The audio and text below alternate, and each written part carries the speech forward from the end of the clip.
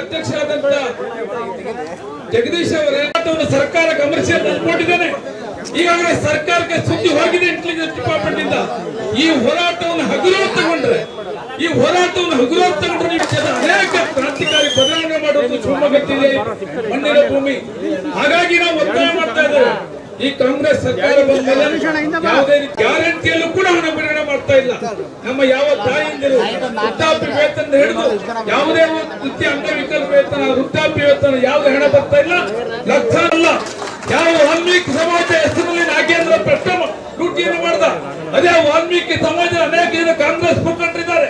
ಅವರಿಗೆ ಸ್ಥಾನ ನಾಗರ ಪಂಚಮಿಯಿಂದ ಪ್ರಾರಂಭ ಆಗಿ ಇವತ್ತು ದೊಡ್ಡ ಪ್ರಮಾಣದ ಹೋರಾಟ ಶಿವಮೊಗ್ಗ ಜಿಲ್ಲೆ ಎಲ್ಲ ರಾಜ್ಯದ ಎಲ್ಲ ಜಿಲ್ಲೆ ನಡೀತಾ ಇದೆ. 2 ಸದನಗಳಲ್ಲಿ ಕೂಡ ಹೋರಾಟ ನಡೀತಾ ಇದೆ. ಈ ಹೋರಾಟ ಕಾಂಗ್ರೆಸ್ ಸರ್ಕಾರಕ್ಕೆ ಭಾರತ್ ಮಾತಾ ಕಿ ಜಿಂದಾಬಾದ್ ಜಿಂದಾಬಾದ್. ರೈತ ಹೋರಾಟಗಾರ BS ಯಡಿಯೂರಪ್ಪರಿಗೆ, ಕ್ರಿಯಾಶೀಲ ಸಂಸದ BY ರಾಘವೇಂದ್ರ ಅವರಿಗೆ, ರಾಜ್ಯಾಧ್ಯಕ್ಷ BY ವಿಜೇಂದ್ರ ಅವರಿಗೆ ಭಾರತ್ ಮಾತಾ ಕಿ ಧನ್ಯವಾದಗಳು. ಈಗ ಈ ಸಭೆಯನ್ನು ಉದ್ದೇಶಿಸಿ ನಮ್ಮೆಲ್ಲರ ನೆಚ್ಚಿನ ನಾಯಕರು, ಜಿಲ್ಲೆಯ ಅಭಿವೃದ್ಧಿಯ ಹರಿಕಾರರು, ಸಂಸದರಾಗಿರ್ತಕ್ಕಂಥ